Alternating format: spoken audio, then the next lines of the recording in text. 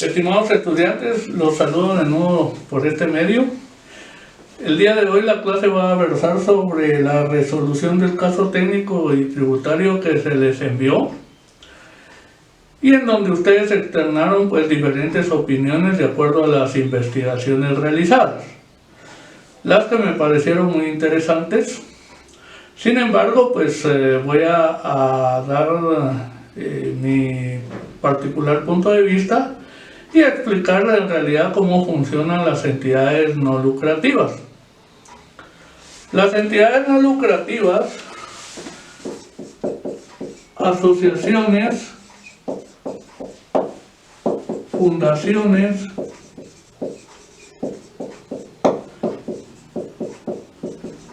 iglesias, incluso las universidades se consideran entes no lucrativos.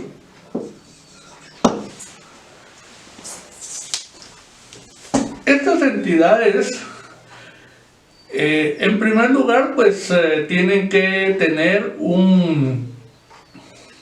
una escritura constitutiva y tienen que tener el nombramiento de un representante legal porque se considera una persona jurídica. Ahora, ¿en dónde se van a registrar este tipo de entidades no lucrativas? Este tipo de entidades se registran o se inscriben, mejor dicho, en el registro de personas jurídicas del Ministerio de Gobernación. Ahí es donde se deben de inscribir estas entidades. ¿Y por qué en el registro de personas jurídicas del Ministerio de Gobernación? Porque fíjense que antes del 2005 existían los registros civiles. Y en los registros civiles que estaban en las municipalidades de cada municipio, lo que uno hacía era inscribir, por ejemplo, los nacimientos, obtener las actas de defunción. En el caso de personas individuales o naturales, se obtenía la cédula de vecindad, ¿verdad? Entonces, todos esos registros se realizaban valga la redundancia, en el registro civil, como personas naturales o individuales. Pero también allí se inscribían las personas jurídicas, como las que estoy mencionando en esta. Aquí también están las ONG. Pero a partir del año 2005 se le dio vida jurídica al Registro Nacional de las Personas, o lo que nosotros conocemos como RENAP, a través del decreto 90-2005. Entonces, toda la información de personas individuales fueron trasladadas, todos los registros fueron trasladados al Registro Nacional de las Personas, o RENAP,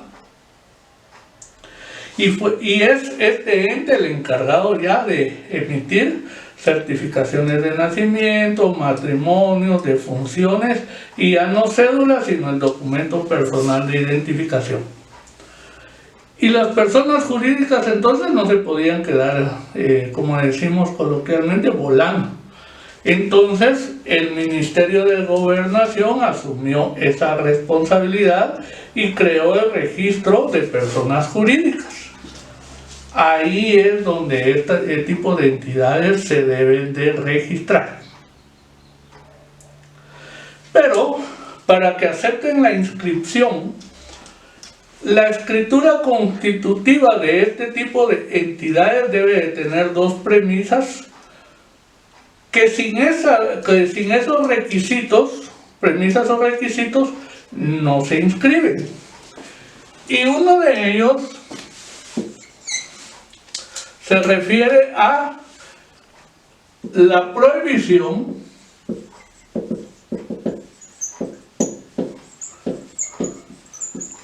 de repartir utilidades ganancias o excedentes, que en todo caso, o superávit le llaman a algunas personas, que en todo caso son sinónimos. Este es un requisito obligatorio que debe de tener la escritura constitutiva de este tipo de entidades. Y la otra es que al liquidarse,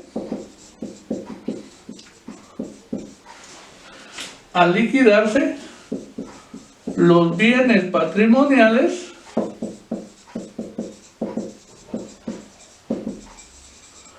se deben donar a una entidad similar.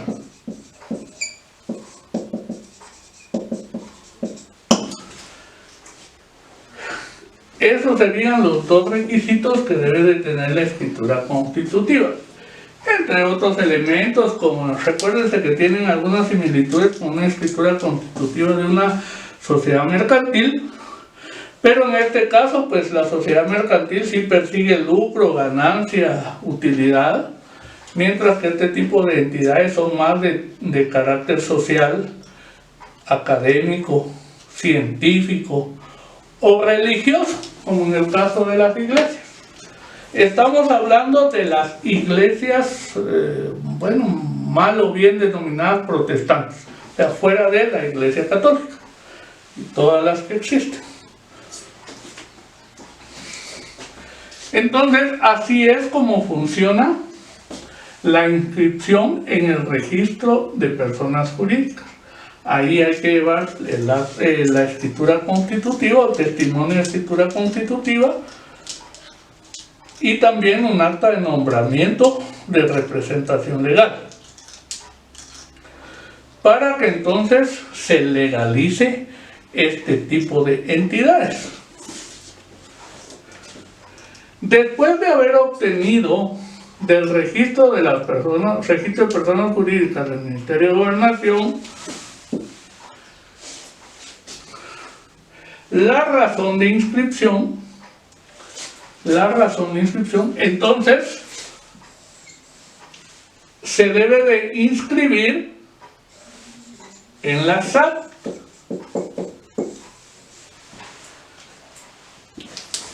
Como una entidad no lucrativa. Entonces voy a borrar esta parte y voy a explicar cuáles son, así en forma general, los requisitos o la forma como se debe de inscribir en la SAT.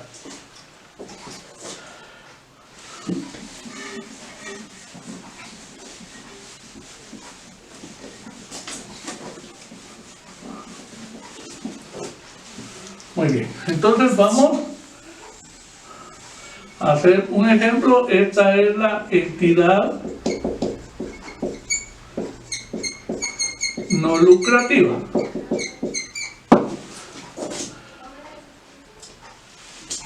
Entonces se inscribe en lo que se llama registro de personas jurídicas o RPJ.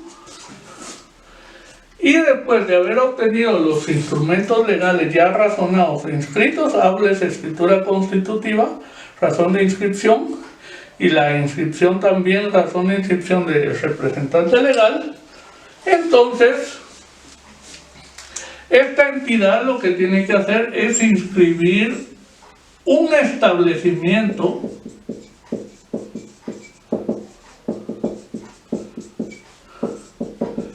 sin fines de lucro en la SAT. Y entonces hacen su solicitud en la SAT y viene la SAT y emite una resolución de entidad no lucrativa. Eso significa entonces que en esta resolución la SAT le va a indicar qué rentas están exentas y qué rentas están gravadas. Y si esta entidad no lucrativa, a través de un establecimiento sin fines de lucro, solamente recibe rentas exentas, todos los gastos que obtenga van a estar relacionados también con las rentas exentas. Y por lo tanto, si hay una diferencia entre los ingresos y egresos, es un excedente o superávit que va a obtener esta entidad, pero para que continúe siendo una entidad no lucrativa, recuérdense que debe de no repartir esas utilidades y no repartir los bienes patrimoniales. Entonces, si cumple con esos dos requisitos, la entidad va a permanecer o el negocio en marcha va a ser indefinido. Entonces, la SAT le emite una resolución de entidad no lucrativa y la afilia al IVA. Pero, de acuerdo al artículo 7 de la ley del impuesto al valor agregado, las rentas que obtengan las entidades no lucrativas, háblese donaciones, cuotas de sus asociados,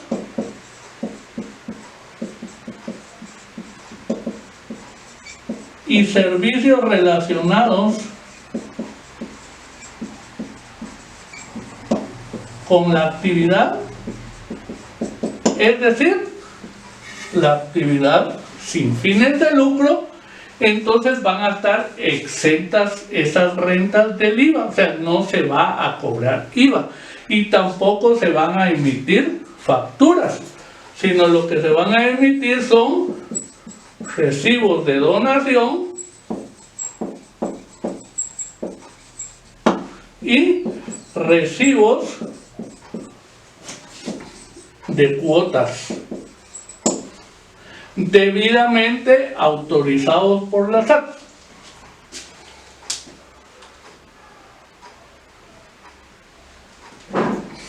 Y en el caso del impuesto sobre la renta, disculpen, pero el pizarrón es muy pequeño, en el caso del ISR, también van a ser rentas exentas menos gastos sobre rentas exentas si hay una diferencia o un excedente. Este excedente va a estar exento del ISR. ¿Por qué razón? Porque el excedente proviene de la actividad no lucrativa. Entonces, por lo tanto, en la resolución que emite la SAT a esta entidad, le dice, lo voy a afiliar al IVA, pero va a estar exento porque usted solo va a recibir donaciones, cuotas de sus asociados, y si presta algún servicio para generar ingresos para su sostenimiento, entonces deben de ser relacionados con la actividad económica a la que se va a dedicar.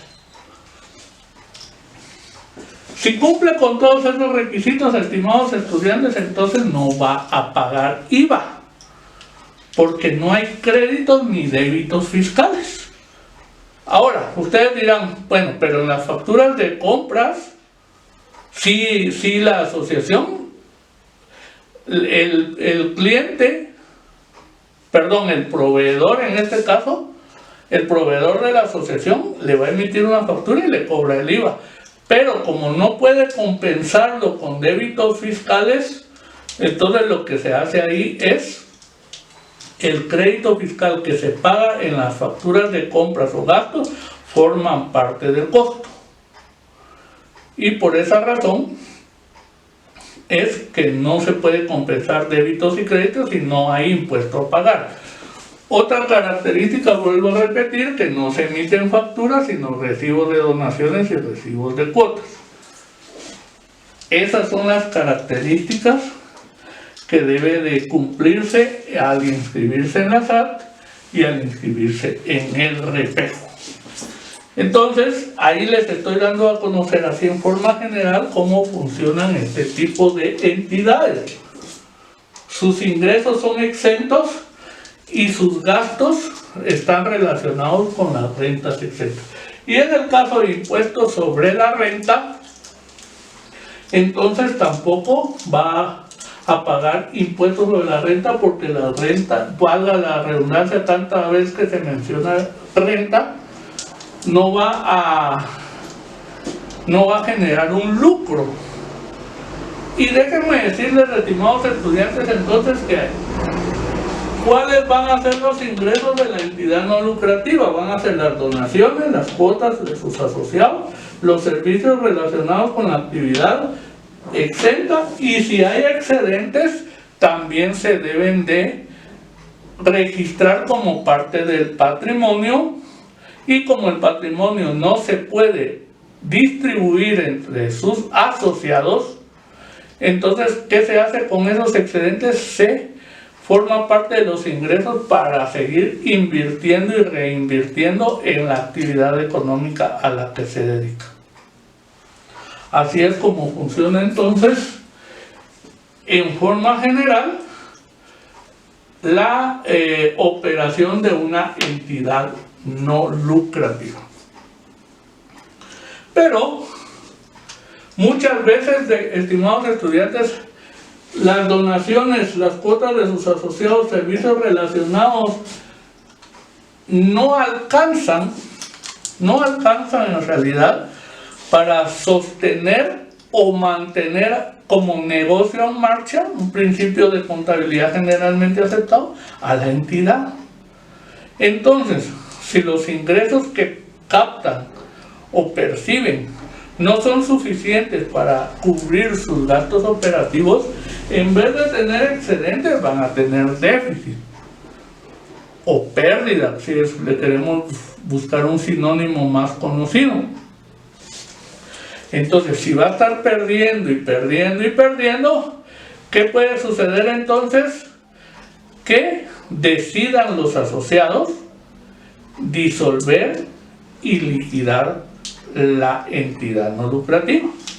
Y si deciden eso, estimados estudiantes, lo poco que quede tiene que ser donado a otra entidad similar a la que ahorita estamos poniendo o ejemplificando. Entonces, así es como funciona este tipo de entidades. Vuelvo a repetir. El caso que se les presentó indica de que esta entidad que pusimos de ejemplo recibió una donación de 1.500.000 quetzales. ¿Esa donación está exenta de impuestos? Sí, está exenta de impuestos, tanto de ISR como de IVA. Pero esta donación tuvo una condicionante de la entidad que otorgó el dinero, que lo utilizaran para crear un programa que le permitiera a esta asociación fomentar el emprendimiento de microempresarios y que les generara cierta cantidad de dinero adicional para ayudarse a su sostenimiento como entidad no lucrativa. Y por esa razón es de que se han tomado ese dinero de donación y se ha utilizado para préstamos o créditos. Y los intereses que generen van a servir para poder obtener otros ingresos. Entonces aquí es donde empezaba el análisis del caso. Los intereses que va a recibir la entidad serán parte de los servicios relacionados con la actividad o ya es un ingreso gravado por impuestos. Y ahí es donde existe confusión en el medio, o el que no conoce cómo funciona este tipo de entidades, porque dice, si es una entidad no lucrativa y yo obtengo ingresos lucrativos, me inscribo en la SAT, pido facturas, cobro IVA, ¿voy a perder la calidad de entidad no lucrativa? Es la pregunta es la duda que nace cuando ven los directivos y los asociados que no son suficientes los ingresos para poder mantener o sostener a la entidad. Y la respuesta es que si se inscriben en la SAT y perciben un ingreso distinto a la donación, a las cuotas de asociados, y no se relaciona con los servicios de una entidad no lucrativa, no pierden la calidad de entidad no lucrativa, porque para que pierdan esa calidad no se deben de repartir los excedentes ni repartir el patrimonio. Entonces es lícito o legal de que estas entidades busquen hacer proyectos que les generen rentas grabadas para obtener ganancias, entre comillas. No son ganancias propiamente, sino son fondos o excedentes que le van a servir a las entidades no lucrativas para obtener otra fuente de ingresos. Y para poder obtener esa otra fuente de ingresos simplemente se pagan los impuestos.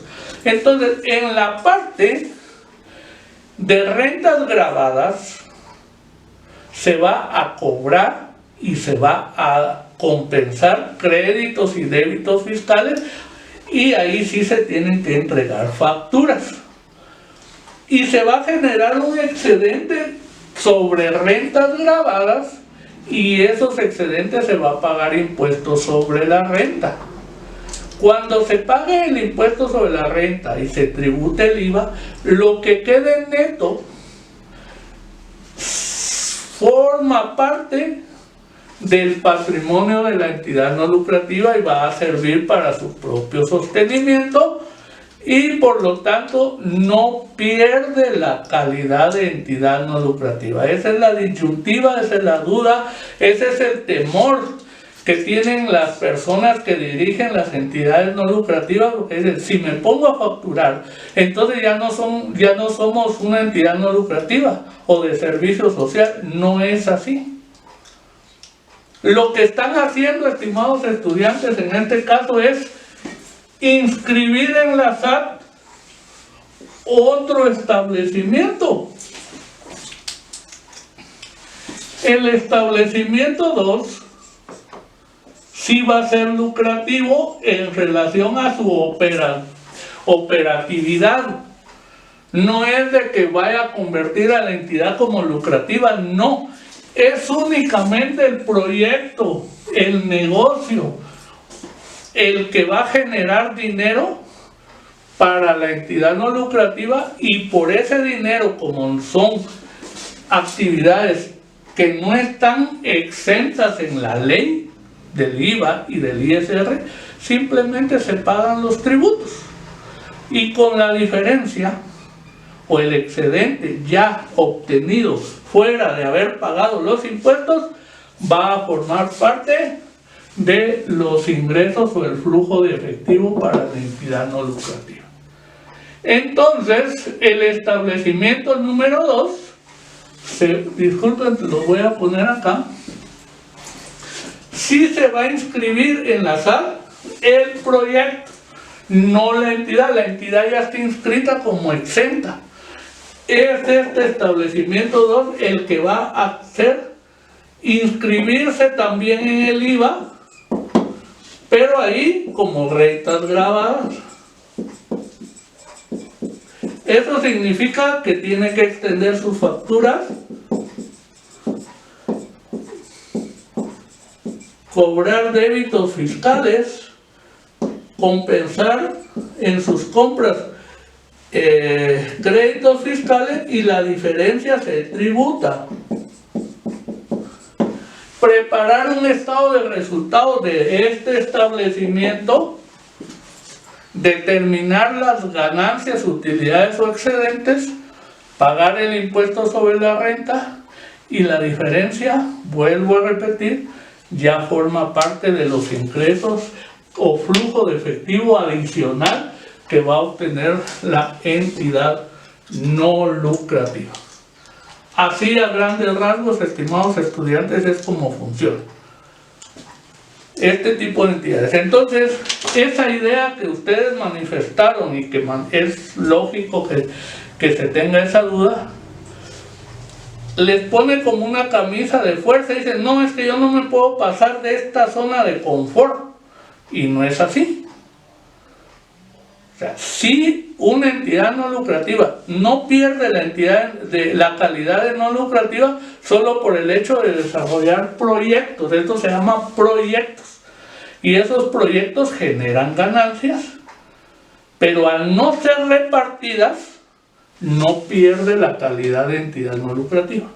Si este proyecto necesita comprar activos no corrientes, pues los compra. Lo único que estos ya le pertenecen a esta entidad y no los puede distribuir o repartir, sino que eso se puede hacer hasta que se disuelva y se liquida, pero no se puede repartir dentro de los asociados. Tiene que ser a una ONG, a una fundación, a una universidad, a una iglesia, a una asociación no lucrativa de la misma índole. Así es como funciona, vuelvo a repetir, este tipo de entidades. Y a continuación, entonces ya vamos a entrar en materia sobre el caso específico que se les dejó. Muy bien, para darle respuesta o resolución al ejercicio, fíjense que el caso se debía de analizar de la siguiente manera. Esta entidad, con el fondo revolvente, ¿por qué se llama revolvente? Porque doy crédito, lo recupero, se revuelve, lo vuelvo a dar, vuelve a regresar y así sucesivamente. Por eso se le llama fondo revolvente, porque va y viene, se revuelve. Pero se le pudo haber llamado de otra manera, eso no quita ni pone. El asunto es de que se debería analizar el documento de donación, en donde debe de indicar el monto que se recibe y qué fin tiene ese fondo revolvente o donación. Y en este caso el fin era de otorgar ese dinero a microempresarios emprendedores. Y si cancelaban adecuadamente los créditos en un 75%, regalarles el 25%. Entonces ustedes en algunos comentarios en los informes que me enviaron dicen, sí, pero entonces disminuye el fondo. Pero fíjense, estimados estudiantes, que si el fondo es regalado y el objetivo es regalarlo, entonces, ¿qué se puede hacer? Para eso se recibió ese dinero. En este caso, si el contrato de donación dice que deben de otorgar ese dinero, pero para no regalarlo de lleno, porque recuerden ustedes y a todos nos sucede, que cuando nos regalan las cosas no las valoramos.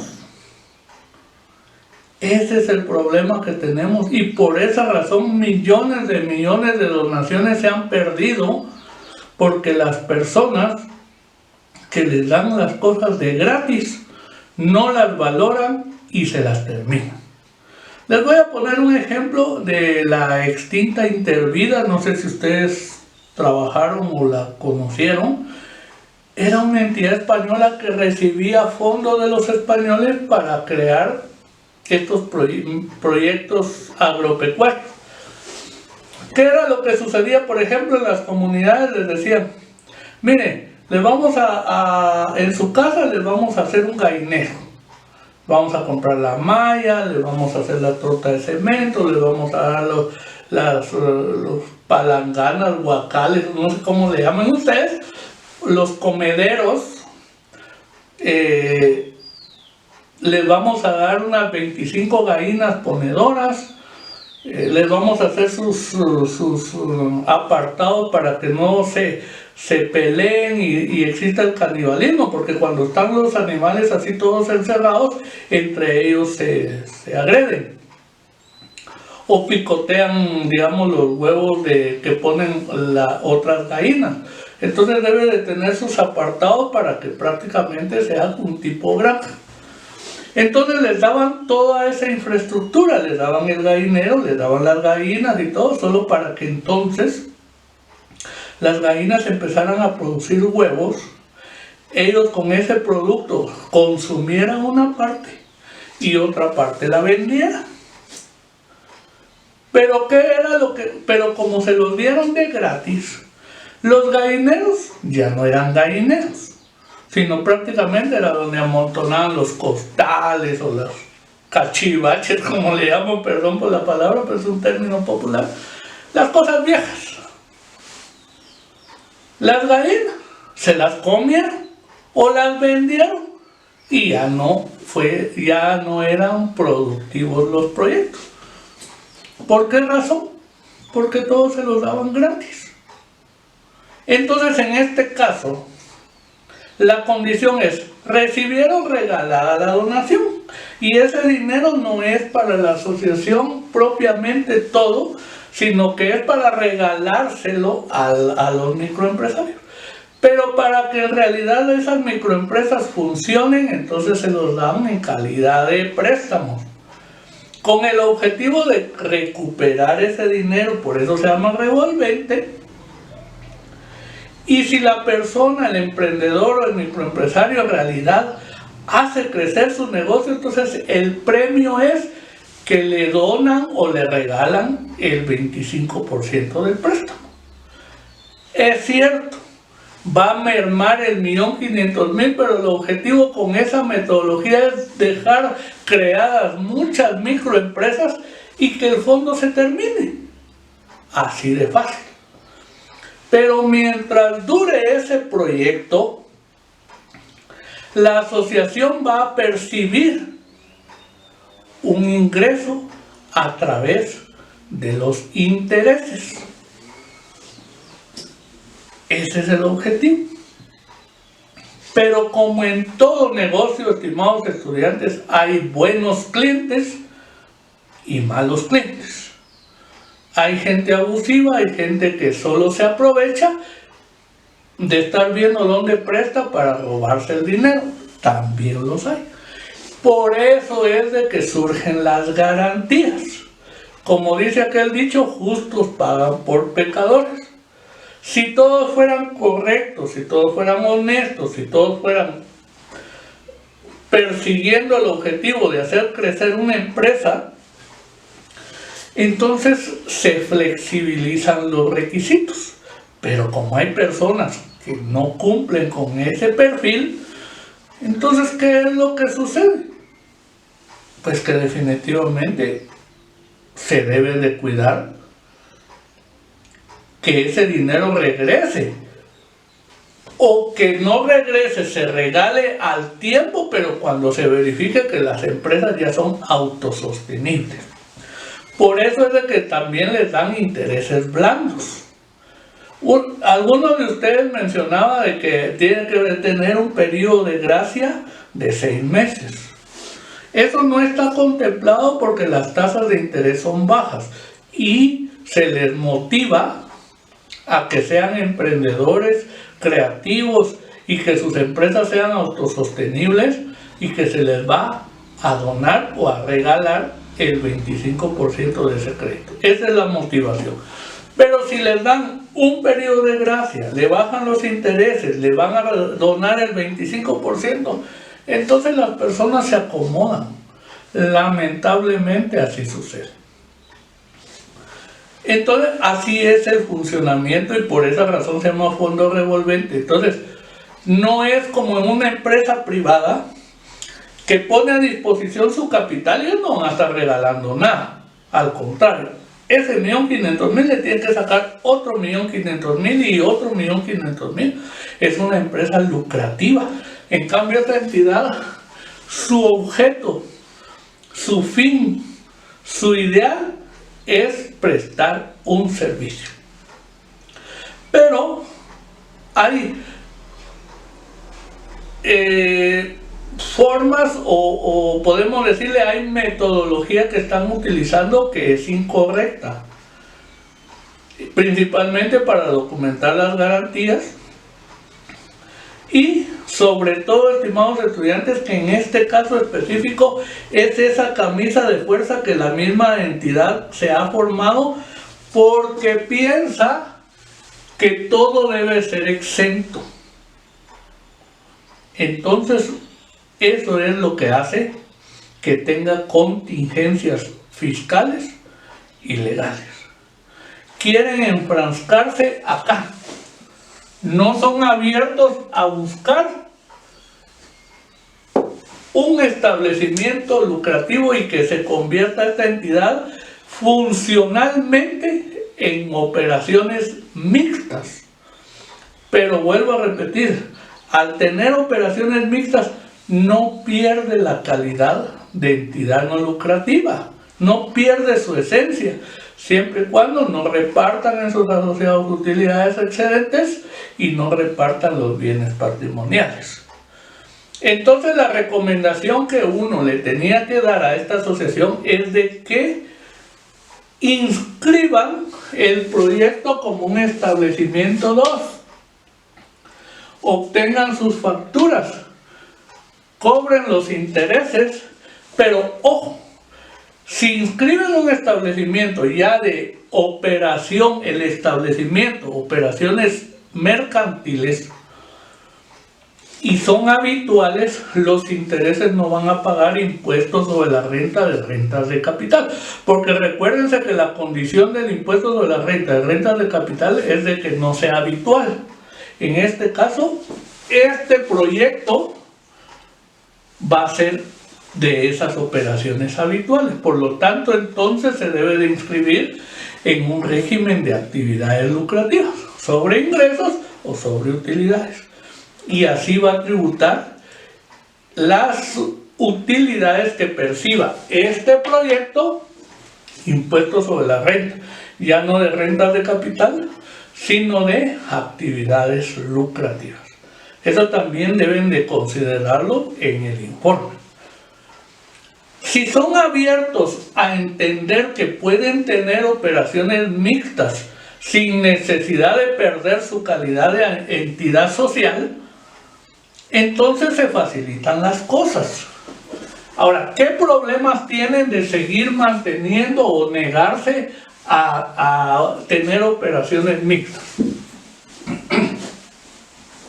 Voy a borrar acá.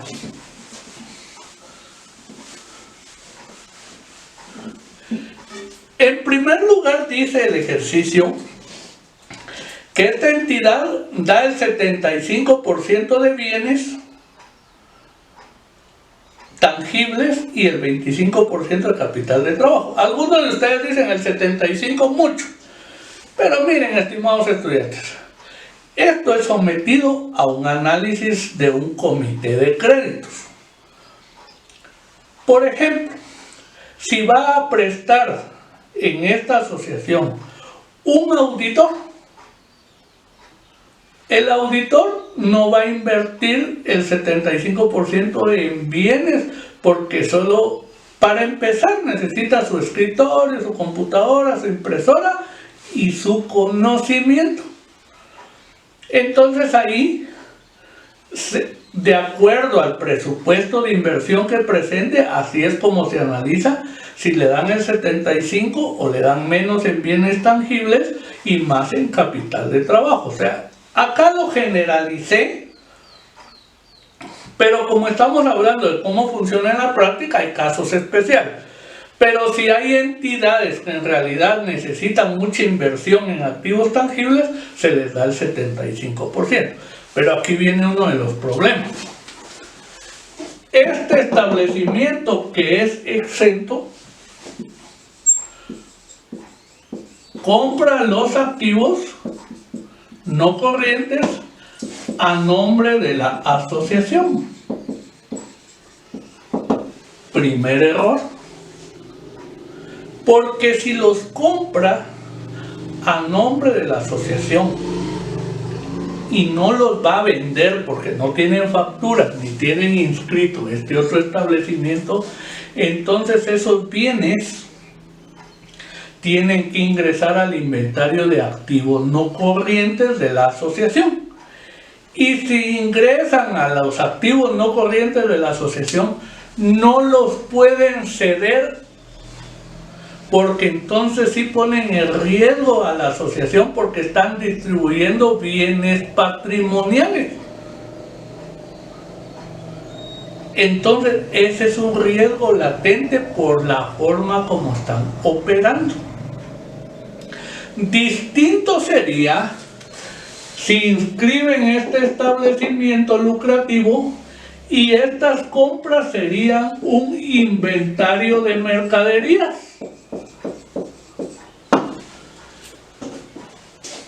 Y las mercaderías las podemos vender, es un activo corriente. Entonces, como este establecimiento los está inscrito, tiene factura. Entonces, le facturarían las ventas a los posibles deudores. Entonces, la factura de ventas va a aparecer a nombre del deudor. Y el deudor entonces sí puede dejar ese bien porque ya le pertenece como garantía a la asociación a través de un contrato de préstamo prendario fiduciario. Así es como se tiene que empezar a solucionar ese tipo de inconvenientes. Si no lo hacen así, estos bienes en la práctica los entregan al deudor. Pero cuando estos auditores, en este ejemplo, que fueron a realizar esa auditoría, vieron las facturas de compra de bienes, vieron que no estaban físicamente y que sí estaban reportados en la contabilidad, en su balance de situación general, como activos no corrientes. Entonces, al hacer sus procedimientos de toma física de inventarios no corrientes, se percataron que esos bienes no estaban. ¿Y dónde están estos bienes? Es que fíjense que estos se los dimos a los microempresarios como garantía de préstamos. Error. Garrafal. Porque ahí lo que están haciendo es dando la pauta a que se pierda la calidad de no lucrativa porque están repartiendo los bienes patrimoniales. Y ustedes me podrán decir, sí, pero es que esto se puede justificar porque el deudor sí los tiene. Sí, los tiene, porque en la práctica su operación es distinta a los papeles, a lo legal. Y ahí es donde radica el inconveniente. Entonces, ¿qué hicimos nosotros? Recomendar que se inscribiera un establecimiento 2 que hace operaciones lucrativas, que sacaran sus facturas, que compraran los activos a nombre de la asociación, pero no como activos no corrientes, sino como activos corrientes, como un inventario de mercadería. Y que eso se los facturaran a los deudores.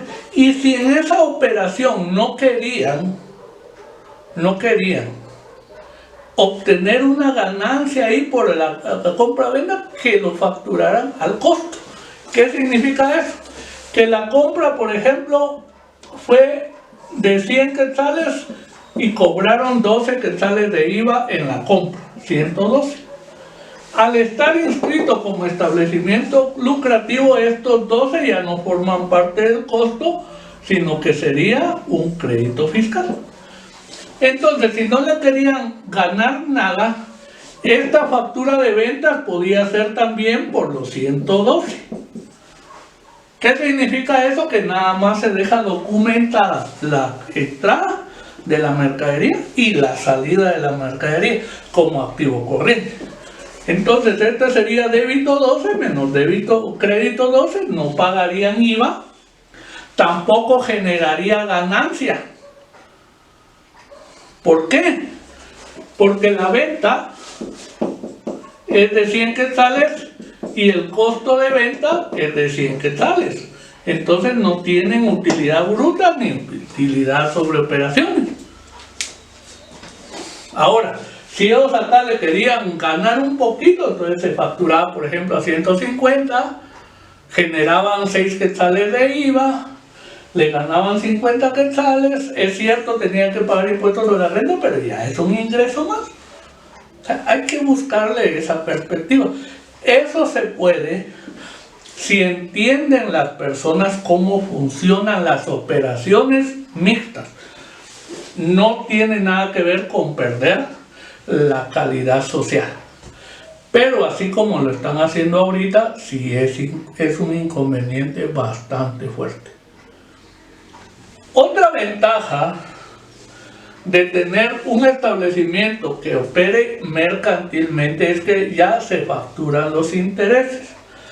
Y vuelvo a repetir, esta facturación de intereses no pagan impuestos sobre la renta de rentas de capital, como algunos de ustedes lo mencionaron en sus informes, sino que pagan impuestos sobre la renta sobre actividades lucrativas, porque es una operación habitual.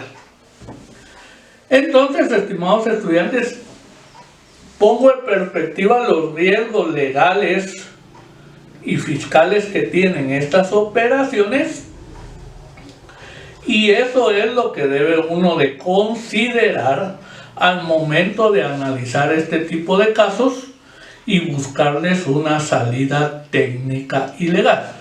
Aquí empecé a darle una salida técnica y legal: inscribir un establecimiento, obtener sus facturas, documentar las compras como un activo corriente, sacarlas al momento de entregárselas como parte de los préstamos a los deudores, y que estos deudores en el mismo contrato dejen esos bienes, porque esa propiedad ya de quién va a ser.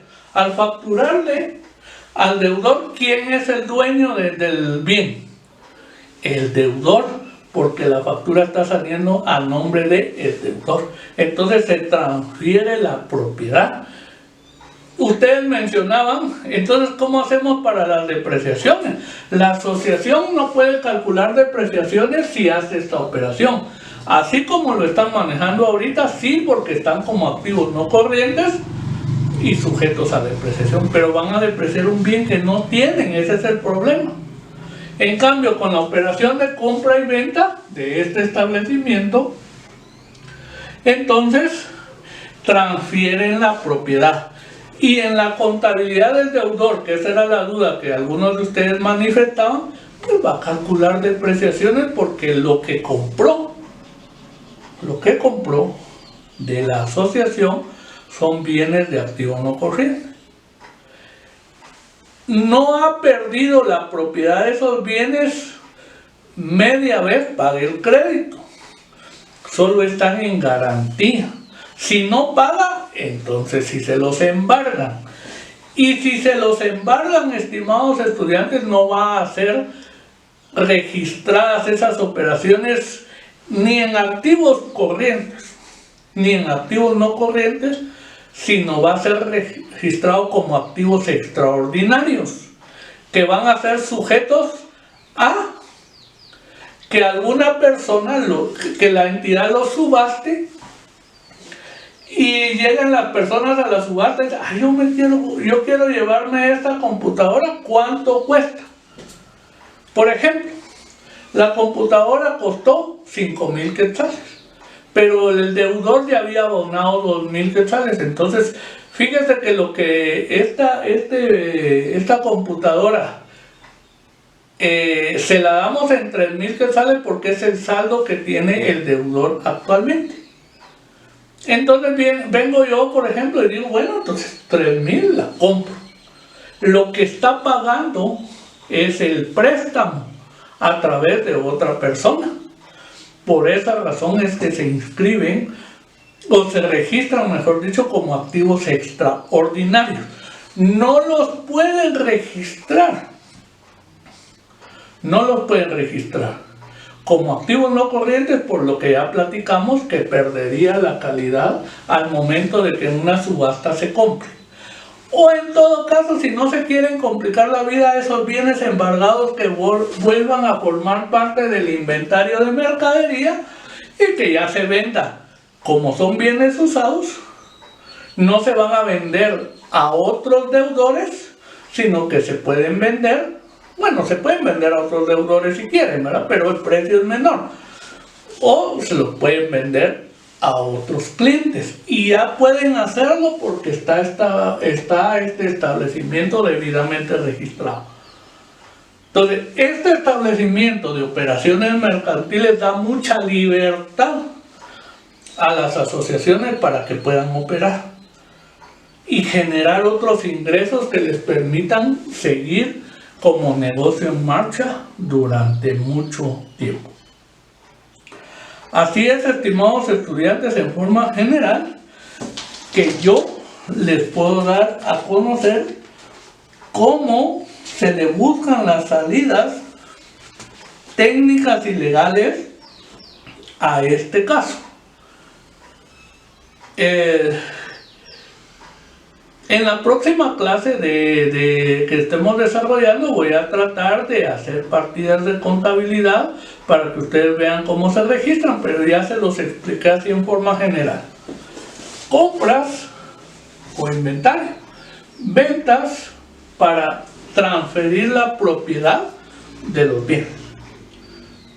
El deudor tiene los bienes en la práctica, pero todavía sí puede hacer uso de ellos.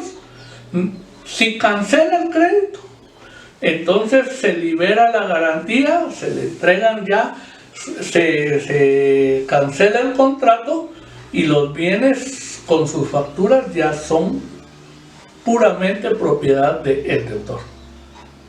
Si se los embargan, se registran como bienes extraordinarios sujetos a una subasta pública en donde los puedan adquirir o que los vuelvan a incorporar como un inventario de mercaderías y posteriormente venderlos.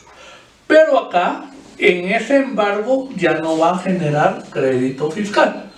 Al venderlo, sí va a generar débito fiscal. Y siempre van a jugar el costo de ventas con las ventas, solo que ahí ya el costo es menor. El precio de venta puede ser menor, pero siempre buscando la generación de un excedente. ¿Para qué? Para financiar las actividades propiamente de la entidad no lucrativa. Entonces, así es como vamos buscando la forma de generación de ingresos. Pagar impuestos en donde corresponda y no pierden principalmente la calidad de entidad no lucrativa.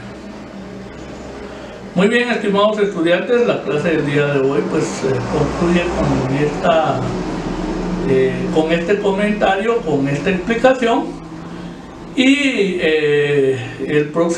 la próxima clase pues vamos a abordar ya formas contables, pero ya entendiendo cómo funciona, ya entendiendo el concepto de que sí es permitido tener operaciones mixtas sin perder la calidad de entidad no lucrativa. Quiero hacer una acotación antes de finalizar. Las universidades se consideran entidades no lucrativas, pero ojo, el artículo 88 de la Constitución Política de la República da una particularidad a las universidades. Estas tienen su tratamiento específico en las leyes tributarias, en el IVA, en el artículo 8, no en el artículo 7 como las demás asociaciones. Y la universidad, las universidades privadas En el artículo 88 de la Constitución dice que están exentas de toda clase de impuestos sin excepción alguna. Por lo tanto, la universidad no necesita estar abriendo establecimientos mercantiles, porque solo con un establecimiento o universidad que tenga pueden hacer operaciones grabadas, exentas para otros, pero para las universidades todo es exento. Y no va a pagar impuestos de ninguna índole, de acuerdo al artículo 88 de la Constitución. Esto lo quería dejar claro porque mencioné que en el REPEJU se inscribían las universidades como asociaciones o entidades no lucrativas, pero las universidades, en la forma como expliqué que trabajan las asociaciones, fundaciones, iglesias, no trabajan de la misma manera, es más particular. Las asociaciones pueden tener operaciones mixtas, en unas pagan impuestos, en otras no pagan impuestos. En las universidades pueden hacer operaciones mixtas y en todas no van a pagar impuestos.